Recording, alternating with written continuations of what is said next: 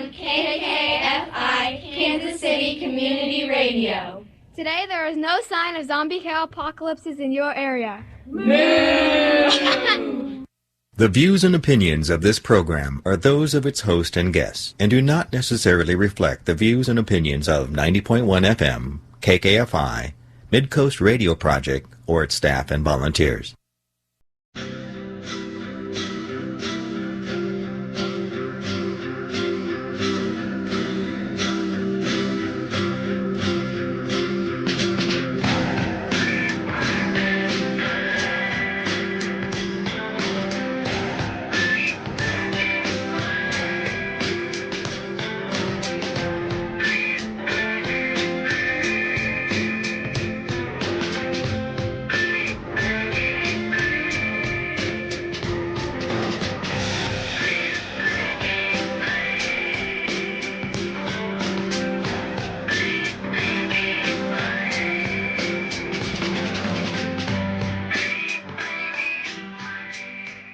Hello, I am Jane Kloeckner, and I'm welcoming you to She Talk Wha.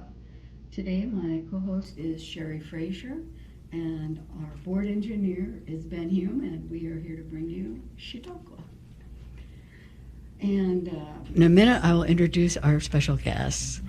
And Shari, why don't you say hello so people get... Good afternoon, Kansas City. Thanks for joining us today. Beautiful day. Yes, it is a beautiful day, and we're happy for our audience listeners to be here, and I have some very interesting things to talk about today. But first, to remind you, what is She Talk Wha about? It's a radio show where we talk about local, state, national, even global issues. And these are the issues that face women in today's political and cultural climate. We discuss books, which we have more than one to talk about today, ideas, current legislation, and even executive actions. We talk about local and national activism and all of the many challenges that women face in our everyday society. So today's show, we want to discuss some of the issues around women working and leading nonprofit organizations. In particular, we will focus on nonprofit groups and environmental issues. So today, we have two special guests, and I'd like to introduce them one at a time. First of all, Makenna Nickens, who serves as a community outreach specialist in Kansas City, and she works with the Missouri Coalition for the Environment. This coalition is an independent citizen environmental organization, and they work for the protection and restoration of clean water, clean air, clean energy, and generally a healthy environment, which we all can use and enjoy. Makenna is a Kansas City native. She has a passion for our city, the people, the pride, the history, and she has a bachelor's degree from University of Missouri, Columbia, and a master's degree in social work. Both her master's and bachelor's are in social work, and that her master's is from right here in town, UMKC, University of Missouri, Kansas City. And Makenna has significant experience working with volunteer organizations and many agencies providing services in mid-Missouri as well as our Kansas City region. Makenna, I'm going to just brag on you a little bit more. She has very strong feelings about social justice, and that includes environmental justice. Let's put that more in the forefront in this conversation today. And the interesting thing where I first met Makenna is that while she's working for this environmental organization, Missouri Coalition for the Environment, her coordination work here in Kansas City is really interesting because she brings different nonprofit environmental groups together on a regular basis, quarterly, I think, and she helps all of us in this environmental field work towards environmental protection right here in the heartland and also giving back to our community. So you want to say hello? Hello, everyone. It's great to be here today. Thank you. And I'll also introduce now our second guest, Sami, who is the chair and chief, I should say chief, just says executive director. I was going to say CEO, I'm sorry. You'll take it, mate. Executive director of a really cool organization here in town called the Resilient Activists. And it's another nonprofit organization in Kansas City, and they just celebrated their 8th anniversary. Lots to celebrate there. So the Resilient Activist Organization believes that environmentalists can protect and nourish the earth only when they are nourished themselves. So in order to work on this, they offer resiliency programming, community support, and the focus is to reduce immense overwhelm that many environmental activists feel, and even burnout that they may experience due to the unprecedented times we live in.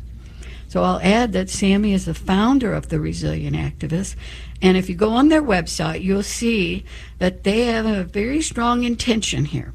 They, quote, seek to build a community that will nurture, uplift, and support those who strive to live in conscious harmony with the earth. And that's unquote.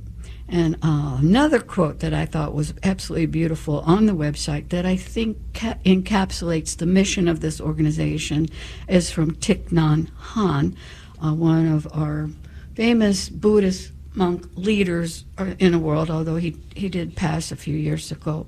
And this is the quote: "The best way to take care of the environment is to take care of the environmentalist."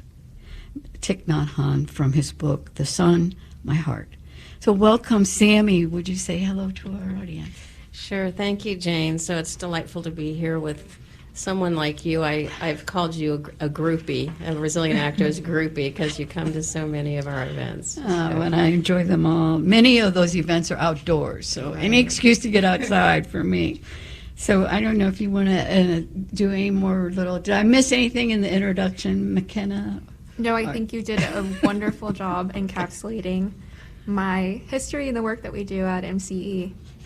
Yeah, I'm good. I'm sure whatever needs to be said will come out in conversation. Okay, great. Yeah, we're going to have a great conversation today.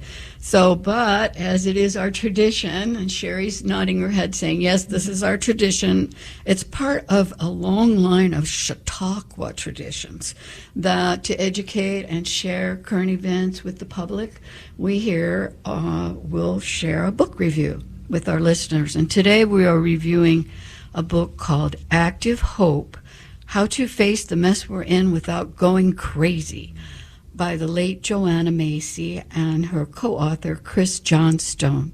This was originally published in 2012, but a second edition was published in 2022, just a few years before Joanna Macy passed in 2025. So this book is widely recognized in the environmental communities and the ecology communities, and it also is very influential in psychology circles. And it's even been translated into 11 languages, so that gives you an idea how popular the book is. However, as I've been talking to people about this book, I've found out many people don't know much about Joanna Macy, so I just wanted to share a little bit about her for those of you unfamiliar. Joanna Macy lived to be almost 100 years old. And she was born in 1929, and she passed in 25, as I mentioned. She was renowned with her environmental activism, as well as a prolific author and a scholar of Buddhism. Also, she is a scholar of general systems theory and deep ecology. She created a whole system, a framework to help people, and she calls it the work that reconnects.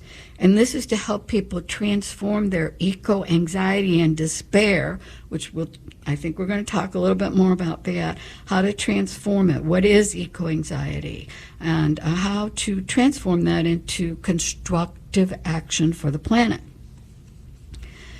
So she was a prominent voice in ecology, but also, and this is where we might drop a few hints of a couple other different books that I would recommend in addition to Active Hope. But there's another book she wrote in 19 1983. So that's quite a while ago. But it is called, quote, Despair and Personal Power in the Nuclear Age. So I'm going to digress for a minute because I think this is so important. I specifically want to mention this book about personal power in the nuclear age because of two current events that I think you need to know about the current nuclear age we're in. Number one, the United States Department of Energy has planned to produce 80 new plutonium pits per year by between now and the year 2030. Now, if you don't know what a plutonium pit is, it's the core of a nuclear bomb. And the Department of Energy says that we need hundreds new plutonium pits because we have to modernize our nuclear weapons arsenal. So I have a little tone in my voice, I apologize, but this is just the fact. This very week in Kansas City, the Department of Energy held a public meeting to take comments right here in Kansas City, as I said. This modernization plan is generating quite a bit of scrutiny. And there was even a lawsuit about it. And the court ordered that the government prepare and release a programmatic environmental impact statement, and that's in accordance with our National Environmental Policy Act that goes all the way back to 1969. So, lo and behold, the DOE is required to produce this report and hold the public meeting, and now we can submit comments about this expansion of nuclear weapons development all the way until July 16, 2026, if anybody wants to make a comment. Point number two that I want to bring to you about your personal power in the nuclear age. The Department of Energy also announced last fall, in October 2025, that they are going to expand nuclear power construction. So they have an $80 billion partnership with Westinghouse Corporation. And I know there are many other grants and public-private partnerships involving the construction of nuclear power plants. And the ones Westinghouse is working on are going to be large-scale nuclear reactors. So this is a significant change, and it's an expansion of our nuclear age. And even Joanna Macy talking about this in 1983, we're still in it right now. And so you might want to read Joanna Macy's book. But for today, we have special guests, and we want to talk about active hope and how reading that book might help us face this messy world. So my take is you're going to really like this book. The dedication on the first page is a little bit unusual. It's not dedicated to any person. Instead, it reads like this, quote, "This book is dedicated to the flourishing of life on this rare and precious earth, and to the role each of us can play in responding to our planetary emergency." So really, it's kind of dedicated to the readers, in a sense. The first question you might ask if you hear that dedication is, what planetary emergency? Some of us don't even get it, or some of us get it and think the sky is falling. We become chicken littles. But there are some things that we would qualify as emergency. And the second thing you might want to ask is, well, what is my role to play in this planetary emergency? Well, first of all, what is the emergency? Climate change, species extinction, the risk from nuclear weapons and nuclear power expansion. There are some risks. Then the next few questions you might ask are, well, the title of this book is Active Hope and How to Face the Mess We're In. So what does that all mean? How does active hope help us respond to this messy world? So I think Sami's going to help me here a little bit. Defining active hope is a challenge. And I like to say this. It's not the Disneyland feeling, which I love the song, when you wish upon a star, but it's definitely not active hope. Instead, active hope includes motivation, participation with others, and recognizing the beauty in life. For example, contributing to a world where gentleness, decency, and bravery are available to everyone. And I'm going to do a little quote here from Václav Havel, and then I'm going to ask Sami to share a little about a book that she brought along. And the famous quote is from Václav Havel, who many of you may recognize as a former president of the Czech Republic back in the prior millennium, back in the 1990s. And he was also a playwright, so he has a way with words. And he said, "Hope is the conviction that something makes sense regardless of how it turns out." For example, he says, quote, "Orientation of the spirit. Hope is an orientation of the spirit rather than mere optimism." So before I say anything more about this book, which I just have a little bit more to share, Sami has another book that she brought, which is really a good one, and we wanted to share a little bit about that. You want to introduce the book? Sure. So this is the Book of Hope by Jane Goodall and Douglas Abrams, a survival guide for trying times. And Jane Goodall was another amazing woman who just passed recently, amazing environmentalist and full of hope. So here's the short section. Each year I try to go to Nebraska to the cabin of my friend Tom Mangleson, who's a wildlife photographer. It's on the Platte River, and I go during the migration of the sandhill cranes and snow geese and many other species of water bird. "Why do you go there?" I asked, knowing that she could go anywhere in the world on her endless travels. And she said, "Because it's a dramatic reminder of the resilience that we've been discussing. Because despite the fact that we have polluted the river, despite the fact that the prairie has been converted for growing genetically modified corn, despite the fact that irrigation is depleting the great Ogallala aquifer," which, side note, is important here in Kansas especially, despite the fact that most of the wetlands have been drained, the birds still come every year in the millions to fatten up on the grain left after the harvest. And that's just the hope, and the hope we see in nature. Yeah, it's a beautiful setting, and it certainly fits in well with this book that I wanted to talk about. But I'm really glad you brought that one, because it's a perfect example of recognizing the messy world and having enough resiliency to see the beauty at the same time while you're outside. So that's just great. Thank you for sharing that. I just have a little bit more to share with you about this book, because it has some pragmatic aspects as well. The authors delve into 3 little stories. You know how we always say, oh, there's a story in life. So there's 3 stories about how we can use active hope in our roles as activists. And the first one is story number 1, business as usual. I think and many of us in the climate change activism area know what that means, business as usual. And that means there is little need to change, just keeping on. And the second story is what the authors call the great unraveling.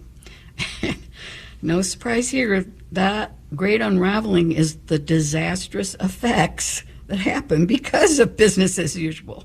Such things as exacerbating the potential for catastrophic climate change, extreme weather events, natural disasters. And another example, the current nuclear age. There could be the result of devastating accidents, and so that's business as usual. The third story, this is where it gets really interesting in the book, the great turning. And that's really where we are now, a transition to life-sustaining and a flourishing society and recovery for our world, our messy world. So this is the practical side. There's practical, active hope here. And so this is where Joanna Macy's work as a scholar in Buddhism really comes out. And her practice she created called, quote, the work that reconnects. We can use this work that reconnects to work through all of these stories. And, so you could do contemplation and meditation. And my favorite part of the book is where she introduces a famous Buddhist prophecy. And it's something we can all ponder. And here I do not have time to go into it, but it's called the Shambhala Warrior Prophecy, and it was given to her by a Tibetan teacher, Chogyal Rinpoche, and I didn't pronounce his name wrong, I'm sorry. But it's just way too long, I can't read it here. But it's called a warrior prophecy, but it's not about people in warfare at all. It's not about fighting.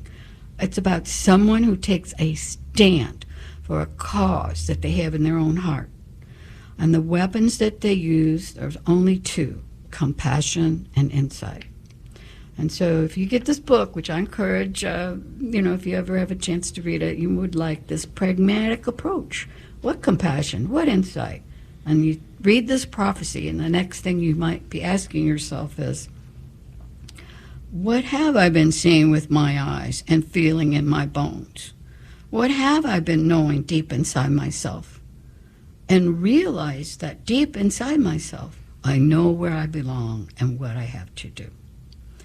So that's kind of really the book. And then the cool thing is throughout the chapters, there's little practices that you can do, stories, questions, group exercises. So if you have a book club, this is a really cool book for that reason, because it gives you these little thoughtful exercises at the end of the chapter to discuss with your book club. I know that was kind of long, but I really want to turn over to our guest and Shari for any commentary back about it. I know, Makenna, did you have some thoughts about it? Yeah, I think that this book is a great read for those of us who are already involved in advocacy efforts. But I also think that this would be a great read for anybody who has the feelings that Joanna Macy describes in the book, of feeling like this issue is too big, that there's nothing that can be done about it. The way that she explains turning your grief and despair about an issue into action, I think is a really helpful concept for anyone who wants to get involved in advocacy or activism of any type. Yeah, I think it equally applies in social work advocacy, something that you've studied quite a bit. Any thoughts more, Sami? Yeah, I have one. So at the Resilient Activist, we focus more heavily on environmental activists. We also have community that care, is what we call people who care, but they don't really know what they can do, kind of as Makenna was talking about. But for activists, we feel really strongly that the most important thing they can do is find joy in the work that they do. And that can be really, really difficult. And it requires things like setting boundaries and finding like-minded communities to be with, because so many activists feel very siloed. They feel like they're the only ones. Maybe their family's still rolling their eyes at them when they don't want to use paper plates or whatever that story might be. And so I think it's on a lot of levels to be able to find what really drives your heart and your hope and self-care so that you can continue the good work. Yeah, I'm glad you brought joy into the conversation. I was thinking about beauty, but joy is kind of a component of beauty. And I think that's really important to keep our spirits up, keep our joy up. It comes from the inside a lot of time. Not what happens to you that makes you happy. It's the joy inside that brings gladness. Sorry, we're sharing a microphone today. Ben says it's tricky. First of all, I have to go back and say welcome to another Mizzou alumni, so M-I-Z-Z-O-U for Makenna here. But I think this community that cares and being a solo activist and finding your voice is very important. And you're right, you can apply that across the board to anything, any effort that you like to follow, that you enjoy, and I think to find the joy in associated with that. And you're right, we come across the rolling of the eyes and, oh no, here she goes again, especially in today's atmosphere of rolling, I'll say, political campaigns. I just finished one, myself. But a quick example I can give is it's something that I constantly come across some organizations, restaurants, if you will, that use styrofoam. That drives me absolutely nuts. But I'm stuck, I feel, because I don't know what to do, how to change that. I know there's a financial implication associated with it, right. But how can I help? How can I advocate, for change? But I still have joy in saying, yeah, this is what I believe in, and at some point, it will happen. Yeah, I think I like that because regardless of the outcome, we continue to advocate. Makenna, did you want to add on? Something that I really appreciated that they covered in the book was an analogy of a newspaper photo. What they wrote in the book was that when you zoom into a newspaper photo, all it is all of this collection of these dots, and you don't know what the bigger picture is. And I did really appreciate that analogy because I felt like that could be applicable in so many situations in the work that we do. For example, we are, as individuals, those dots that make up this collective of people who are advocating for environmental change and environmental efforts, but you can also look at that analogy as the climate issue as a whole, the climate issue being that newspaper photo, in those collective dots being all of these little small things that are making up this greater crisis, and how we can approach each one of those dots to make changes, and that'll change the whole picture, essentially. So I really appreciated that analogy, and being able to look at ourselves in the issue as a collective.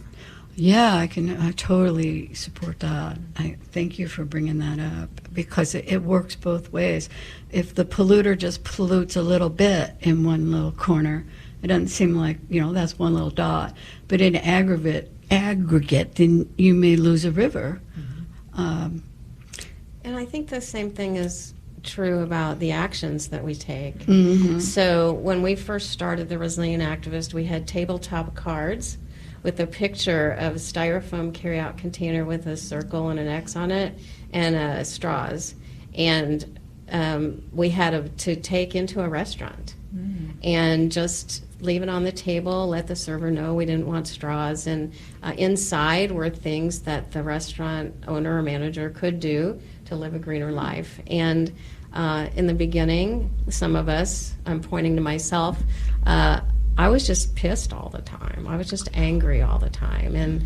And learn that whoever those people are that don't get it yet, they're who I was the day before I got it. Right? And just taking a look at it from that perspective of, you just need to know that they are wherever they are and try to find a way to, with compassion, with kindness, and sometimes with stepping away, to just kind of share that message of the truth of how certain things make you feel, and finding that truth and finding your bootstraps to be able to talk about the truth and bring it up. Thank you. I'll just throw in one more thing, and we're getting close to a break. Real quick, I think it's true in social justice. From my legal studies and looking at how we changed the world when we decided we were going to have civil rights movement, when we decided we were going to take that movement and create civil rights laws.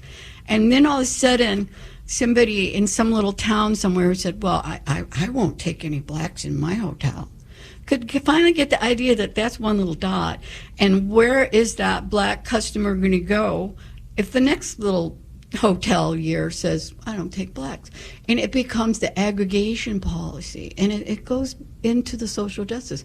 No, we all have to work together to make this social justice work. You can't just think, oh, I'm one little dot, and I can say, oh, I don't want to have immigrants living here, or I don't want women, I'm not renting to women. And we have the Fair Housing Act, and we have all these wonderful laws that kind of institutionalize why we do this, because in the aggregate, it doesn't work when some people are just completely unreasonable, let's say.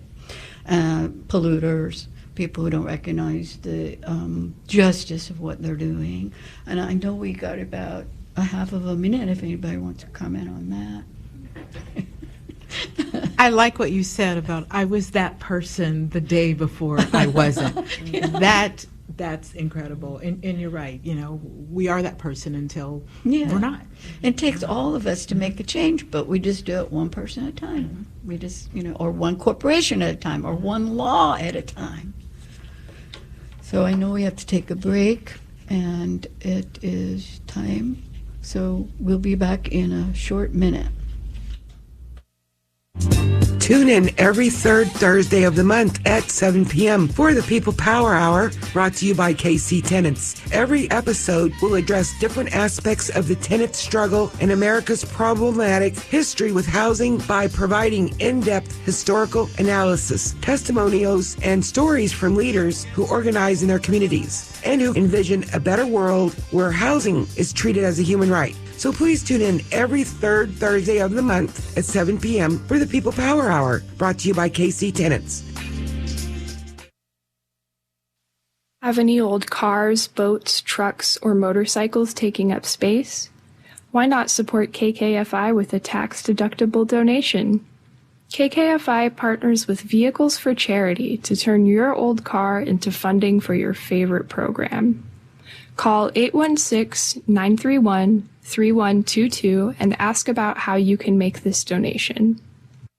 KKFI, wherever you go. Download our mobile app now. Live radio, show archives, podcast, and so much more by downloading the KKFI mobile app to your smartphone today. Hey, welcome back to She Talk Wha. This is 90.1 FM, KKFI, Kansas City Community Radio. And we will continue our interview to discuss about nonprofits, environmentalism, and resilient activism. So I'm going to reintroduce our special guest, Sami, the founder of Resilient Activists, and Makenna Nickens, Community Outreach Specialist. And my co-host today is Shari, Frazier. So what we want to do now is let go of our book review. It was really fun, but we have to move on and learn from our guests. So Sami and Mark, it would be nice for our audience to learn a little bit more about you. So just general questions like what motivates you and what are you passionate about, and especially with respect to your career. And also if you want to throw in some of the challenges that you may face as a woman in this profession. Okay, so as Jane mentioned earlier, I am a social worker by training, and something that we do in social work is we look at people through their systems. So systems can be things like your family, your education, your communities, your work, all of these things. And another system that unites us all is our environment. That can include your built environment, but also our natural environment. So as a person in the social work field, I've always advocated for the best outcome for individuals through healthy systems. And that's kind of what brought me into the environmental justice field. I feel like environmental justice has disproportionately impacted certain communities. And it's something that we're still dealing with today, and it's something that we're still cleaning up from previous generations and previous instances of environmental injustice. So that's what brought me to the environmental justice field, continuing to advocate for people's best outcomes through the system of a healthy environment. Sami, you want to share? Sure. So what I'm most passionate about is finding the ways to teach people to live in deep embodied connection with the natural world that we've really been distanced from that, and all of our teachings and our buildings that have square corners and flat walls and things that are just not found out in nature. Some of the challenges I found in our organization as a woman, first of all, I have caregiver syndrome. Raise your hand if anybody else, has that. It's really difficult to not always want to be the helper, especially since as a nonprofit, that's what we do, is we're here to help people. Also not knowing how to reach men, and I will say that our male community in the Resilient Activists is pretty slim, and most of the men that come because they're there with a significant other who said, come to this event with us. So it's been difficult, and we've tried to really temper the words that we use to advertise our events so that they don't sound a little woo-woo or off or too feminine. And we know that we need more men to acknowledge the emotional impact of the work that they do, especially for the environment and social justice. My original teachings, coming to this from yoga, meditation, deep mindfulness practices, come really from a place of deep grief. And that healing sometimes can feel very spiritual. And there are a lot of people in the environmental movement that are just not open to going there right now. So that's what I got. Well, thank you both for sharing. Just to drill down into that a little bit more, I know that you already spoke a little bit about the deep grief, but Sami, can you also talk about that from the point of view of like marginalized communities? Like one example, after a disaster, there's evidence of increasing abuse and with respect to violence against women. So after a hurricane, tornado, for some reason, and even after heat waves. I don't know if you can speak to that. Yeah, so it kind of follows into the environmental justice component, really, that Makenna touched on, is what happens in the environment happens most severely, the negative impacts to communities in lower-income neighborhoods, and things like urban heat islands, where here in Kansas City, you drive down a street named Troost, and you will be really surprised if you see any trees. And so without the tree cover, the temperature on that part of the town can be 10 to 15 degrees higher than it might be out in the suburbs. And those kinds of temperature issues, not having the funds perhaps to be able to run their air conditioner a little bit longer or higher, increased incidences of breathing problems, asthma, other heart conditions, especially impacting children and the elderly. And so there's a lot that happens, not just from measuring temperature, but how that impacts the human body, which impacts human emotions and feeling that you're out of control. There's nothing you can do to make life better for your family in those situations. Yeah, I'm just wondering, I'm not trying to simplify this, but maybe one of the reasons that we have women involved in your group is because they are suffering more because of the climate change, because of the environmental pollution, because of the heat waves, and they recognize it, they realize it, they see it in their children. And so it's kind of like two sides of the same coin. You know, you've got women stepping up and becoming the activists, say we don't want any more of this pollution and this climate change, and getting eco-anxiety and just depressed and feeling, you know, the sorrow of it all. And then where are the men?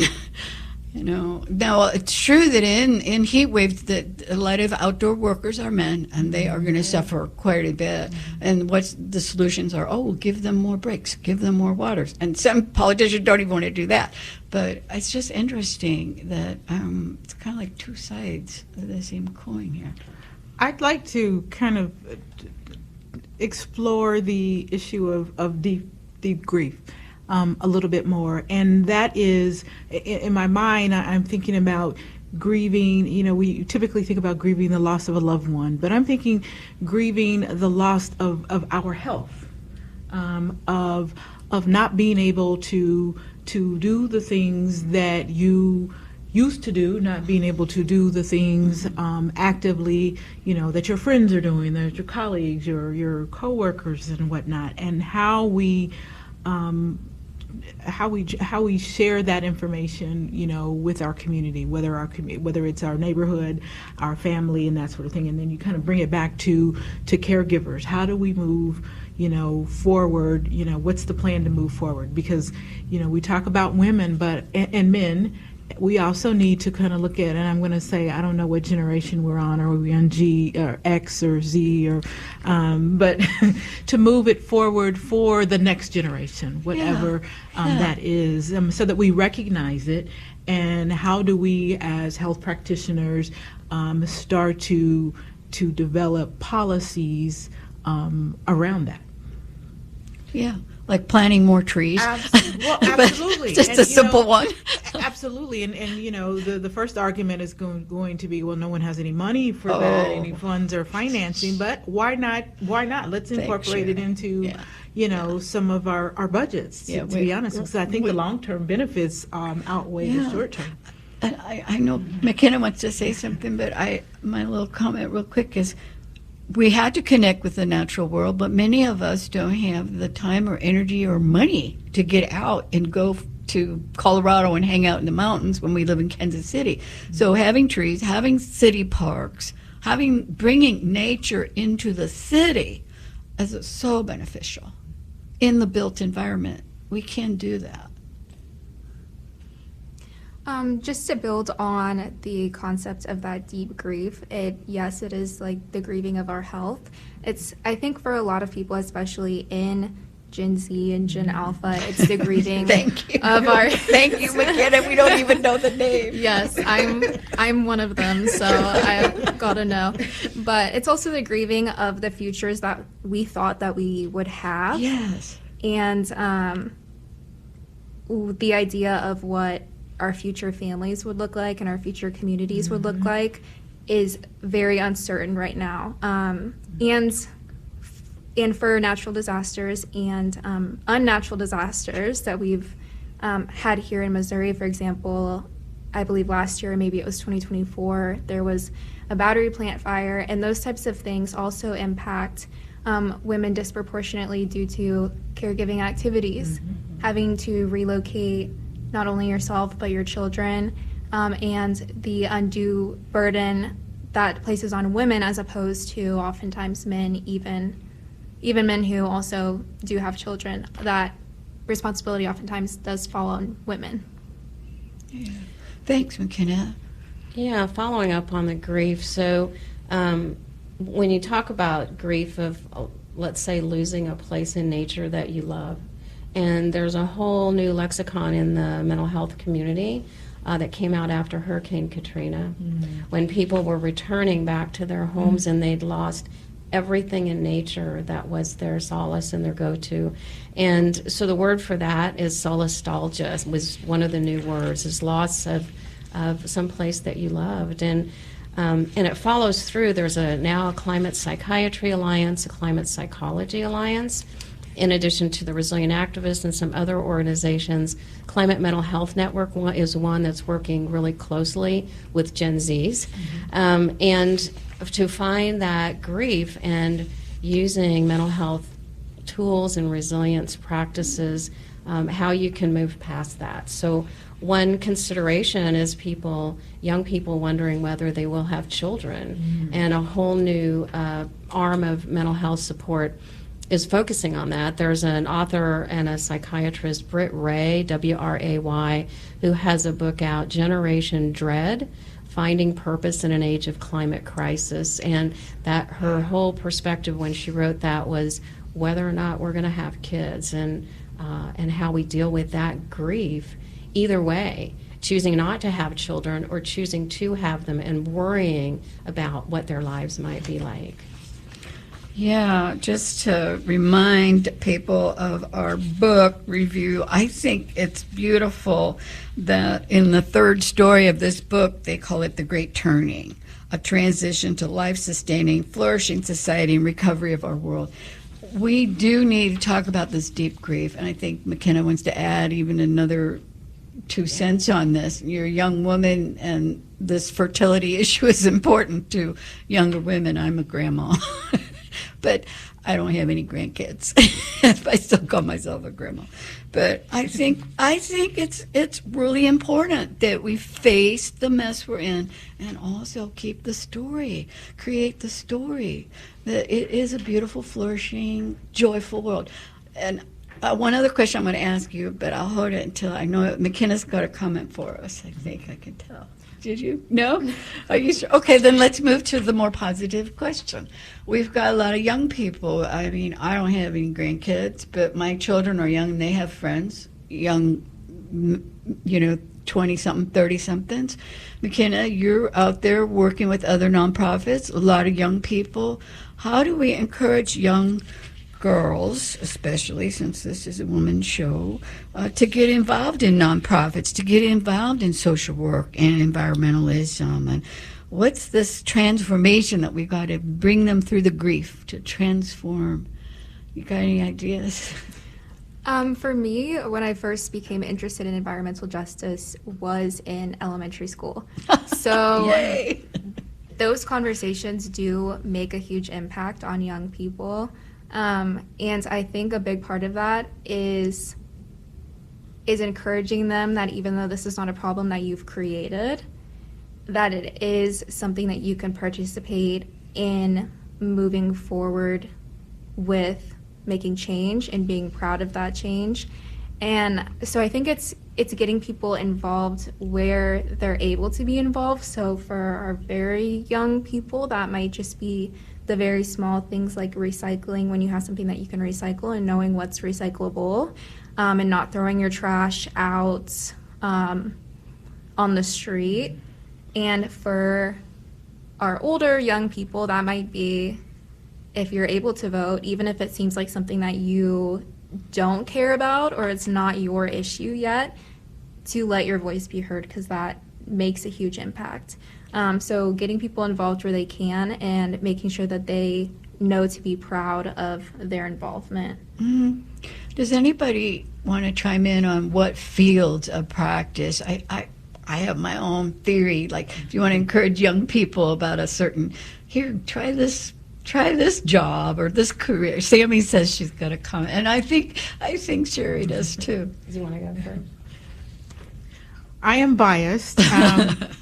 By training, my master's is in public health. I believe that every piece of your world, your environment contributes to your health and the health of your community.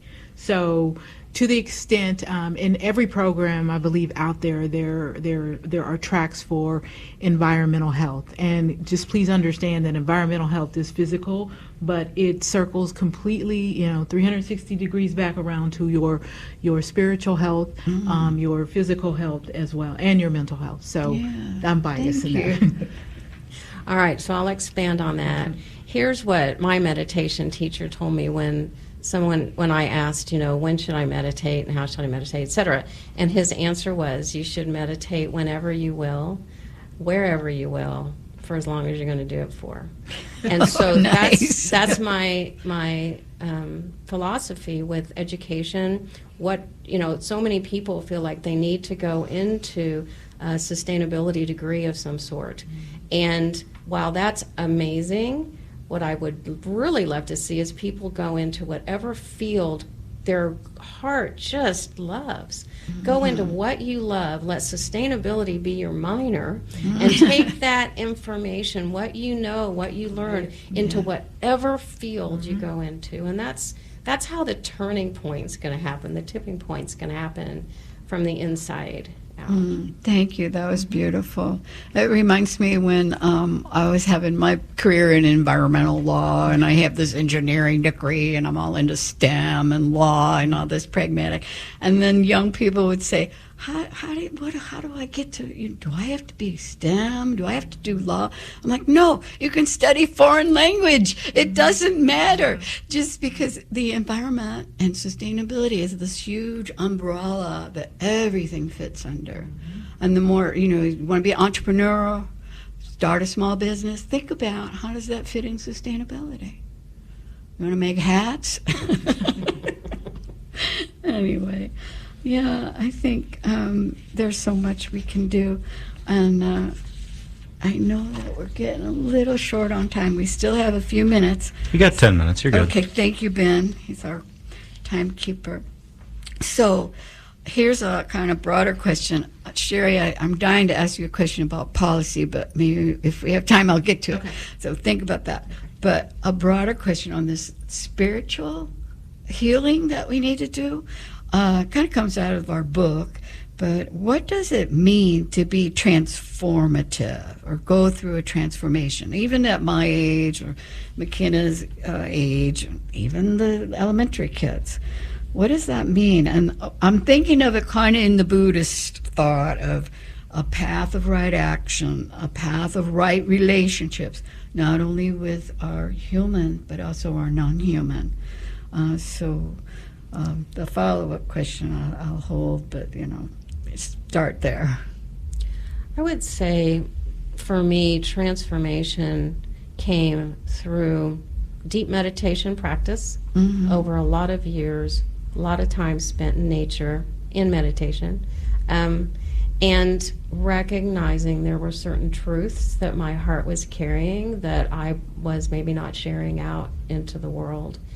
And it's a really difficult way to shift your life, to begin living from your truth. And it's the most important thing we all can do right now. To me, that's true transformation. Yeah, that's beautiful. I've heard some people, not to go too religious, say that like the Holy Spirit is the spirit of truth. Nice. And any other thoughts on transformation? I think to recognize that my truth may be different or is different from your truth, and we will move forward accordingly. But I think the real truth is recognizing what your truth is. Yeah. And understand. Just understand that it is your truth, and just because it's mine doesn't mean it's going to work for yours. But collectively, I think it's about change. And what is the thing that's the most constant? Change. Yeah, right? yeah. And we need to continue to try to move forward or to the right, however you look at it, to make a change. We can always do better. Hopefully not do worse, but we can always do better to improve not only ourselves internally so that I can help improve the world that I live in. And again, we go back to each person, each dot collectively make up the big picture. Yeah, beautiful. Right? So I think that's so important to bring up my story, my truth, and how that blends into our story and then the story of the universe. And I think where I get lost, and you guys maybe too, is I can't pin down the values. Like I grew up in the 1950s. Values were a lot different back then. Values changed too. Experiences were different then for each person. What do you think, Makenna? You have thoughts on it? Yeah, to kind of build off of what Sami and Shari said, with understanding your truth and also acknowledging that your truth may be different than someone else's. I think that transformation also involves being brave about not fearing changing yourself. There might be truths that you've always held, and it's okay to reflect on those truths and realize that those have changed for you, and to continue to educate yourself and develop accordingly to that and not be afraid of transforming. Brave. I like that. Yeah, I That do word. too. You have That to be word. so brave because change comes at us constantly. Absolutely. That's the only thing. Is there any difference how women approach change and transformation and men? And then we'll probably have to ready to. Well, we still have time. You can ignore the question if it's too hard. Yeah, I'm not going there. Okay. It's a difficult question. I think one thing that's different between men and women, we use more words. I know that. Except that, okay, I will go there. So when people ask, what's the one thing I can do? And like Makenna already said, go vote for one thing, vote for the climate, vote for social justice. But we always say we have two things you should do. The first is vote for the climate, and the second is find the way to talk about climate change, talk about what you're feeling, experiencing, and do it from your heart, not telling people what to do, but talking about how it impacts you, the emotional impact, because that's the only way people who think that they're the only ones that care, because nobody else talks about how much they care, how much grief they're carrying, or anxiety that they're carrying. That's the only way we're going to get past that. We have to talk about it. Yeah. We've got to use both sides of our brain. Yeah. It's so hard for me because I want to think. I don't want to talk from my heart. That's scary. But when you do, and it's my story, my truth, my heart, then the other person's real receptive. It's so weird because you're not saying, oh, you should do this or you got to stop using straws. It's like, I decided not to use straws. It's very, easy to hear. Oh, gosh. I think we're about ready to wrap up for this time for sure. So as our guest, and Shari, if you want to suggest, Shari is City Council for Lee Summit. So thank you for your service. And if you want to say anything about policies at the city level to transform our beautiful cities to make them more green, feel free. But I'm going to open it up now for any last remarks from our guest and from my co-host, Shari. I think we need to, one of these skills that we need to do is listen. And Thank you. And that is to listen to what people are saying, and also to look and do those two things before we speak. No. But as far as Lee Summit, and this could be a topic for another show, they've got a robust Parks and Rec program there. Yay. That purposely and with intention puts trees and parks in the community, and so I think that's very important because it serves from a mental health standpoint. It serves helps us to become or continue to be more active as well. And when I say listen and look, pay attention to the policy. You can use your vote to vote for or against certain environmental policies, but you have to understand and educate yourselves as far as what those mean, because we all know ballot language sometimes can be quite confusing. But start to pay attention to what's out there. Yeah, listen to what the elected officials are saying, or and what they're not saying, and what they're That's not the other saying, piece. and share your opinions. Any other thoughts from our special guest today, Shari? Or sorry, Shari already did it. Sami. I just have a short thing. I just invite people to really reach into their hearts and choose one or two environmental issues that most just talk to you, and step into some role that will make a difference in a way that brings you joy as you do that work. Yeah, my closing words would be to look at those environmental issues that are important to you, and see where you feel comfortable getting involved. And it's okay to ask for help figuring out where you can be a part of this greater system by reaching out to people like Sami and myself and our other wonderful environmental organizations that we have in Kansas City, to figure out where you can begin your advocacy journey. So would you guys like to share websites or any other information where people can reach out to you? Yeah, Missouri Coalition for the Environment is moenvironment.org. We have all of our bills that we follow for each legislative session on there. So if you want to get involved at a policy or legislative level, you can look through those and figure out who you need to contact to let them know that this issue is important to you. You can also reach out to us and myself especially if you have environmental concerns in your community, and I can help you to navigate those things as well. So the resilientactivist.org, you can find us on social media platforms. We have an upcoming online Resilience Cafe. Would love to have you join us for that and any of our nature-connected events. Okay, thank you all so much. And I'm going to remind folks to come right back here to She Talk Wha next Saturday at 3 o'clock. We'll have another fascinating show with a book review as usual. And the name of that book was Active Hope, What We Can Do to Straighten Out the Mess We're Living in. And you've been listening to She Talk Wha 90.1